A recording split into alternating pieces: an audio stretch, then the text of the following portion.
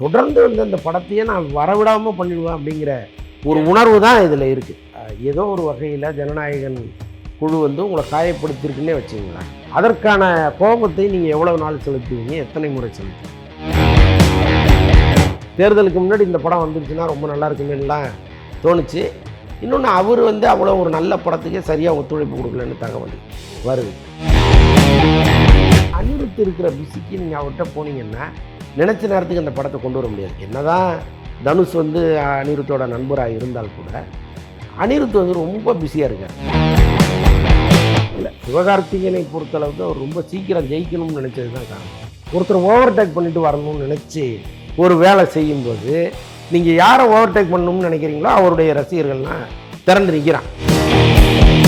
விக்ரமை பொறுத்தளவுக்கு இந்த முடிவு எடுக்கிற விஷயத்தில் அவர் ரொம்ப மெத்தனமாக இருக்கார். இந்த கதை சொல்ல வர்றவங்கள்ட்ட இவர் அதுக்குள்ளே தலையிட்டு நிறைய மாற்றி அது தொடர்ந்து அந்த பிரச்சனை இருக்குது. மாவீரன் டைரக்டர்லாம் கதை சொல்ல போய் அவர் ஃபஸ்ட் ஹாஃப் சரியில்லை, செகண்ட் ஹாஃப் சரியில்லைன்னு என்னென்னவோ சொல்லி அவர் கிளப்பி விட்டார் அங்கேருந்து. ஜனநாயகன் ஏன்னா இத்தனை நாள் வரைக்கும் நம்ம என்ன நினச்சிட்டு இருந்தோம், ஜனநாயகன் டீம் சைட்லேருந்து கேஸை வாபஸ் வாங்கிட்டாங்கன்னா இந்த ரிவைசிங் கமிட்டி போகும், படம் ரிலீஸ் ஆகட்டும். இப்போ மறுபடியும் ஒரு ட்விஸ்ட்டு கொடுத்துருக்காங்க, அதை நீங்களே சொல்லுங்கள், என்ன நடக்குது? அதாங்க, இவங்களுக்கு ஒரு விஷயம் புரியல. மக்கள் வந்து பார்த்துட்டே இருக்காங்க. ஒரு அமைப்பின் மீது அருவருப்படைகிற விதத்தில் வந்து இவங்க ஒரு வேலை செய்கிறாங்க. நீங்கள் ஏதோ ஒரு வகையில் ஜனநாயகன் குழு வந்து உங்களை காயப்படுத்தியிருக்குன்னே வச்சுங்களேன். சென்சார் போர்டை வந்து ஏதோ ஒரு வகையில் காயப்படுத்திருச்சு. அதற்கான கோபத்தை நீங்கள் எவ்வளோ நாள் செலுத்துவீங்க, எத்தனை முறை செலுத்துவீங்க? தொடர்ந்து வந்து அந்த படத்தையே நான் வரவிடாமல் பண்ணிடுவேன் அப்படிங்கிற ஒரு உணர்வு தான் இதில் இருக்குது. இப்போ சுப்ரீம் கோர்ட்டில் வந்து கேவியட் மனு போட்டிருக்காங்க. என்னுடைய நாலேஜ் இல்லாமல் நீங்கள் ஒரு தீர்ப்பு கொடுத்துடக்கூடாது, அந்த வழக்கில் என்னையும் கேட்கணும் அப்படிங்கிறது தான் அந்த கேவியட்டினுடைய அர்த்தம்.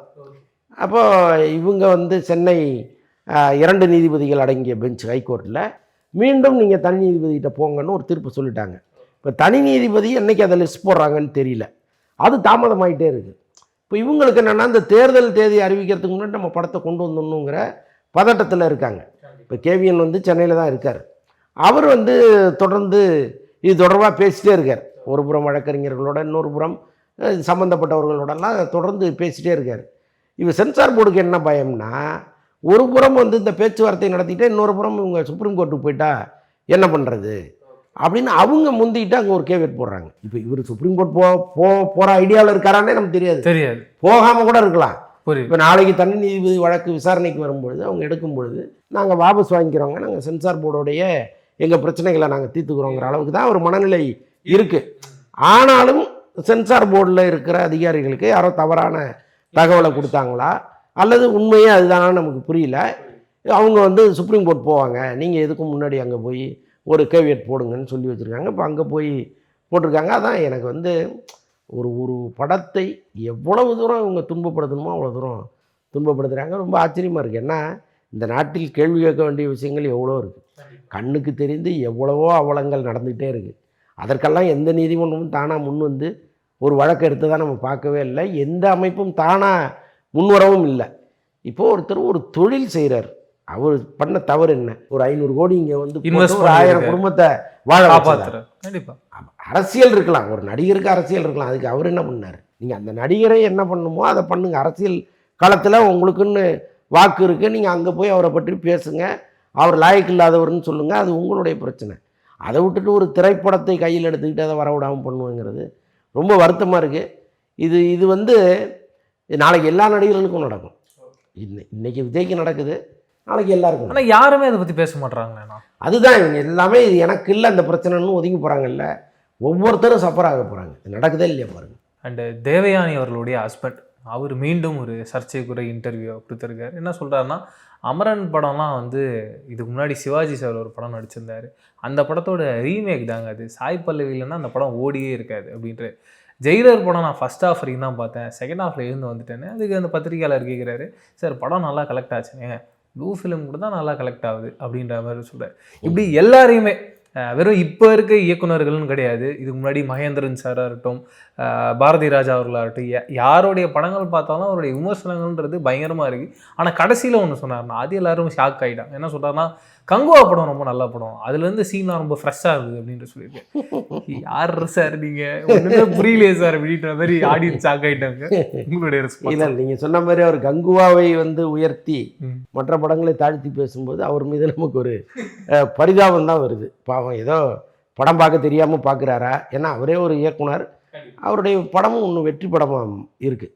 ஸோ அப்படிப்பட்ட ஒருத்தர் வந்து இப்படி படத்தை பார்க்குறாருங்கிறது ரொம்ப ஒரு ஆச்சரியமாக இருக்குது. பட் கருத்தே சொல்லக்கூடாதுன்னு நம்ம சொல்ல முடியாது, ஏன்னா அது அவருடைய கருத்து. நீங்கள் அதை சீரியஸாக எடுத்துக்கிறதும் காமெடியாக சிரிச்சுட்டு போகிறதும் உங்களுடைய பாடு. அவர் சொல்லவே கூடாதுன்னு நம்ம சொல்ல முடியாதுல்ல. ஏன்னா ஜெயிலரை பார்த்து அவருக்கு அந்த உணர்வு நிஜமாக வந்திருக்கலாம்ல, நம்ம எப்படி வந்து அது தப்புன்னு சொல்ல முடியாது. இன்னொன்று, இப்போ அந்த அமரன் படம் குறித்து அவர் பேசுனதில் பாதி உண்மை தானே.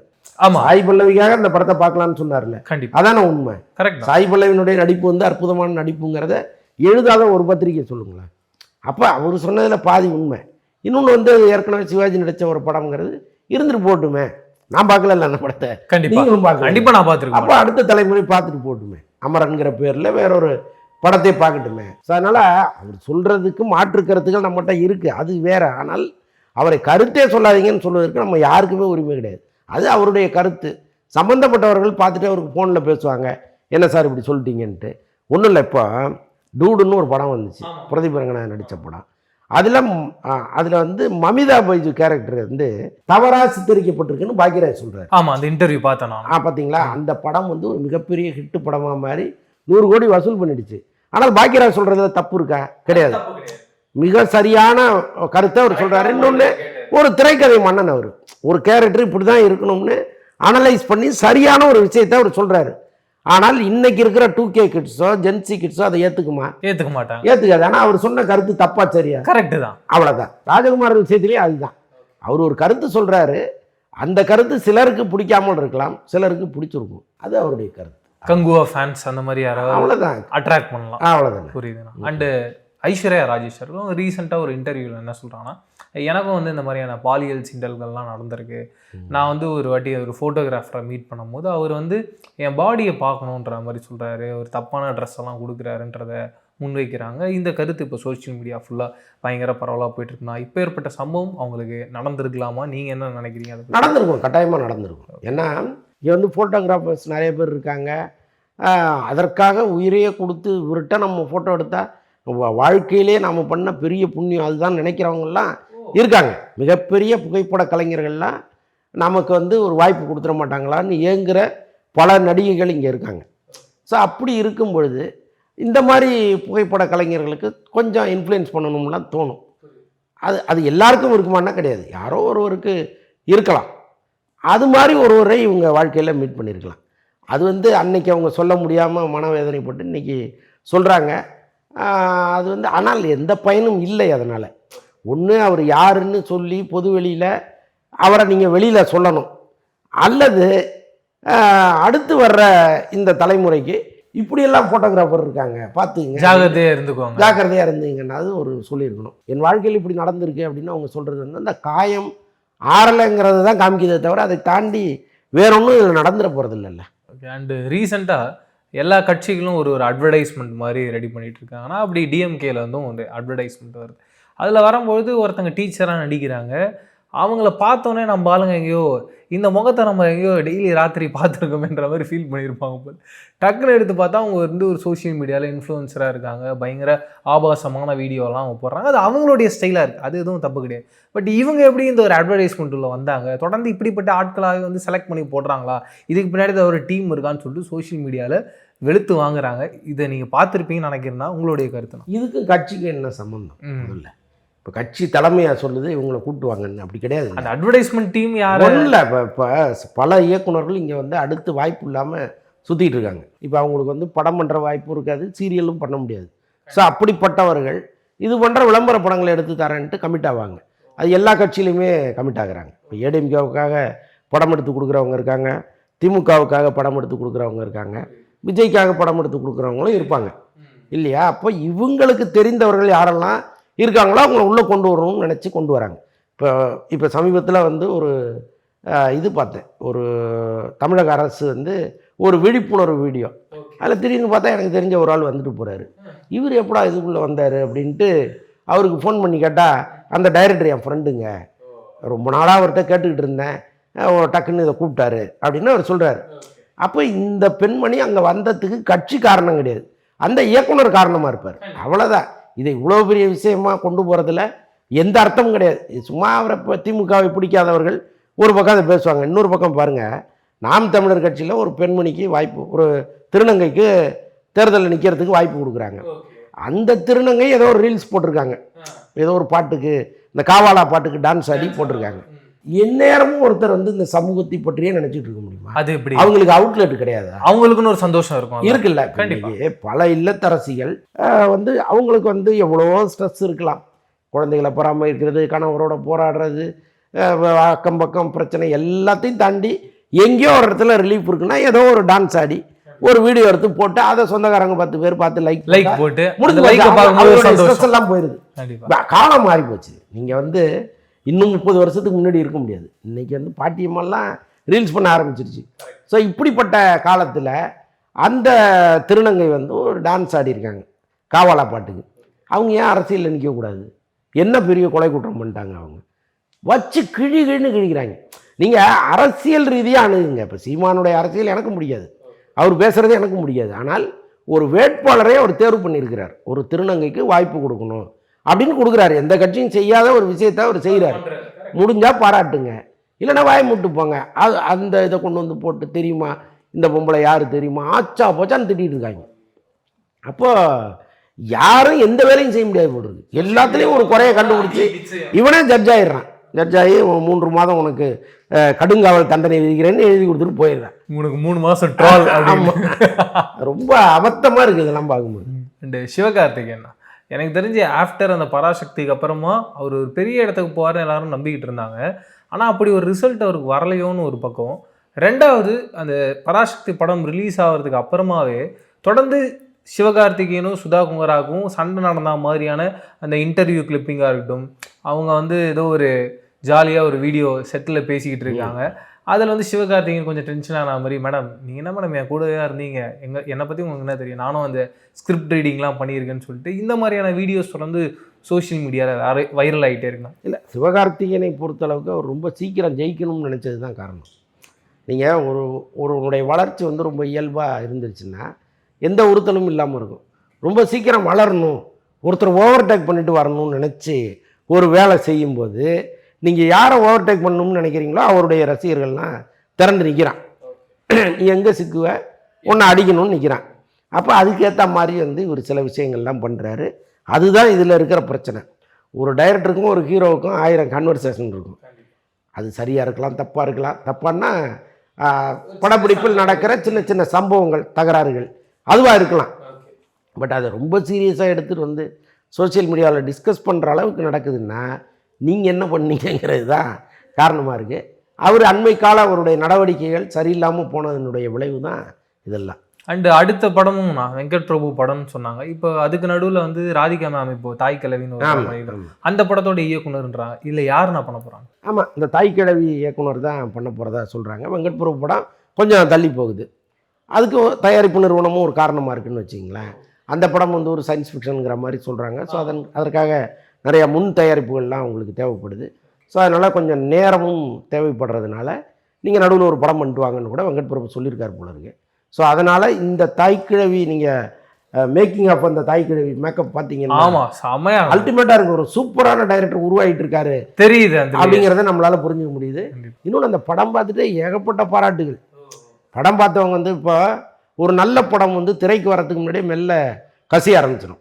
இந்த படம் நல்லா இருக்கு, அப்படி இருக்கு, பார்த்தேன் அப்படி இருக்குன்னு அந்த எடிட்டிங் டேபிள்லேருந்து வரும், ஆர்ஆர் பண்ணுற இடத்துலேருந்து வரும், அப்படியே மெல்ல பரவி வர்றதுக்கு முன்னாடியே ஒரு கூட்டம் ரெடி ஆகிடும் படம் பார்க்குறதுக்கு. ஸோ அப்படி வந்து தாய் கிழவி உருவாயிருச்சு.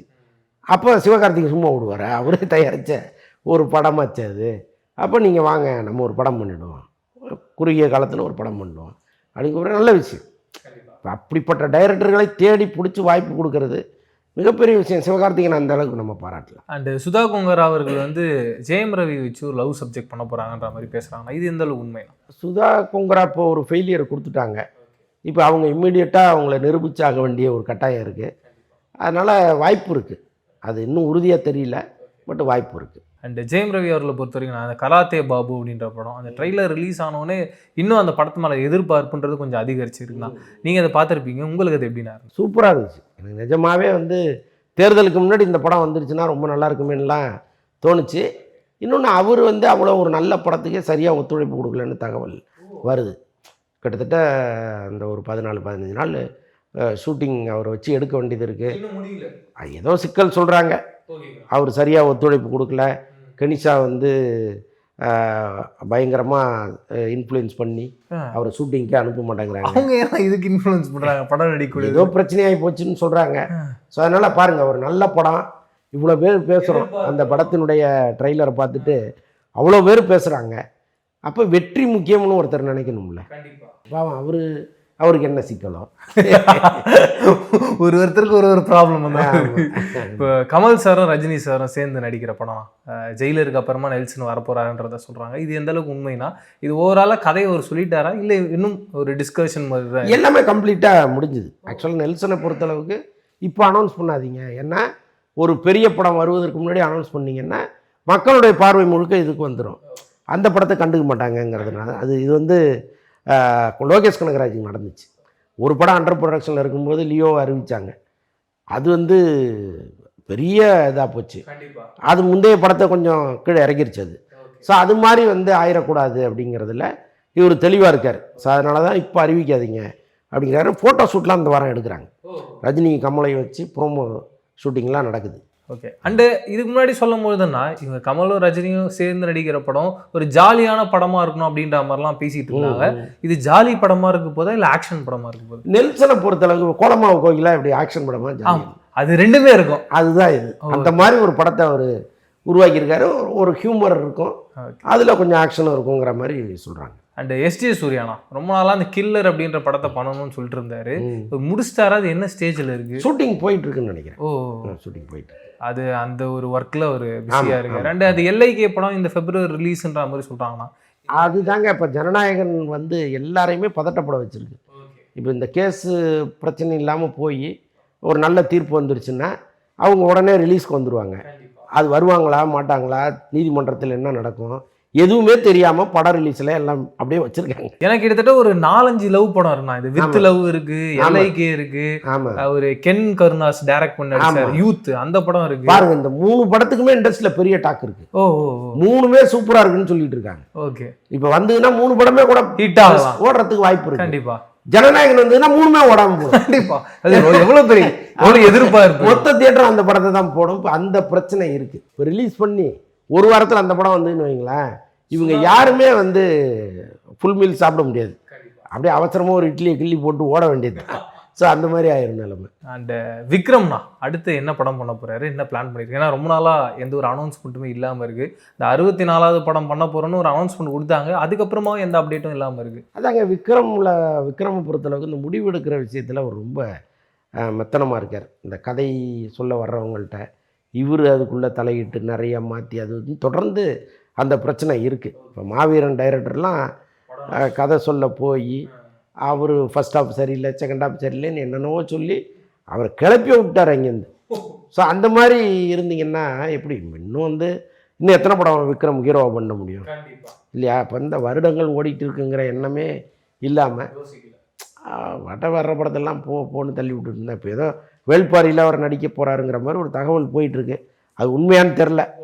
சங்கர் வந்து எப்போ கூப்பிட்டாலும் விக்ரம் போயிடுவார். ஸோ அந்த அளவுக்கு அவங்க 2 பேருக்கும் நடுவில் ஒரு பெரிய நட்பு இருக்குது.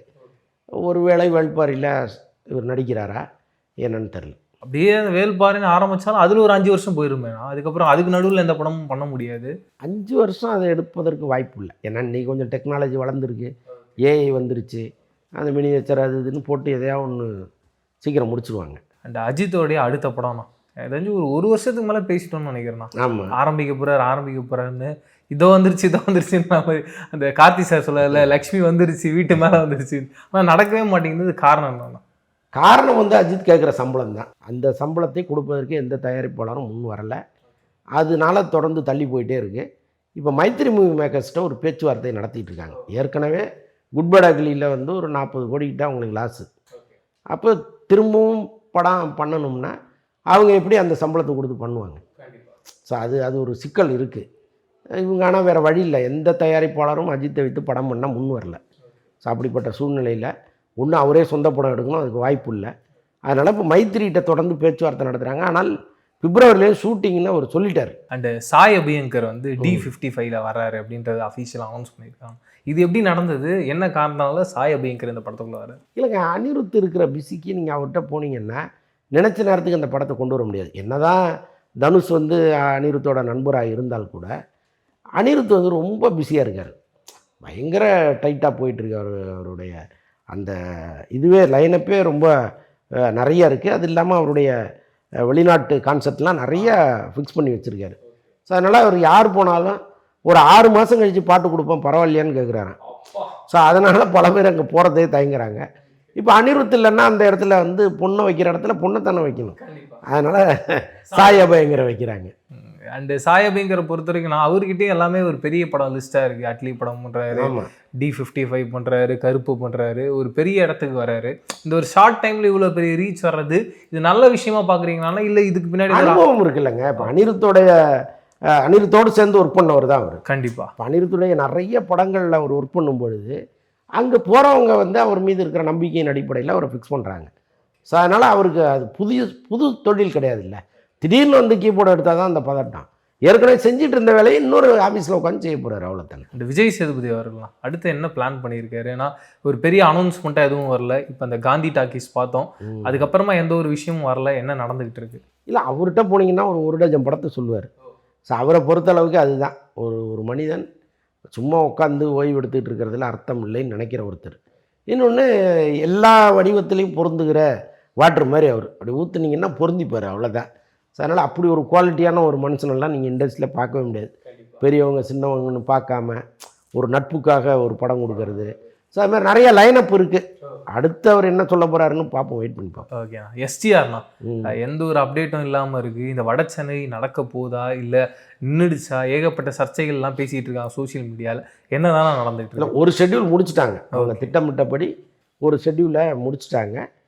இன்னொன்று வந்து அங்கே சிம்பு இருக்கிறாருங்கிறதுக்காகவே அக்கம் பக்கத்துலேருந்து கிளம்பி வந்துடுறாங்களாம். பல்வேறு மாவட்டங்கள்லேருந்து கிளம்பி வந்து அவங்களால ஃப்ரீக்வெண்ட்டாக எடுக்கவே முடியல.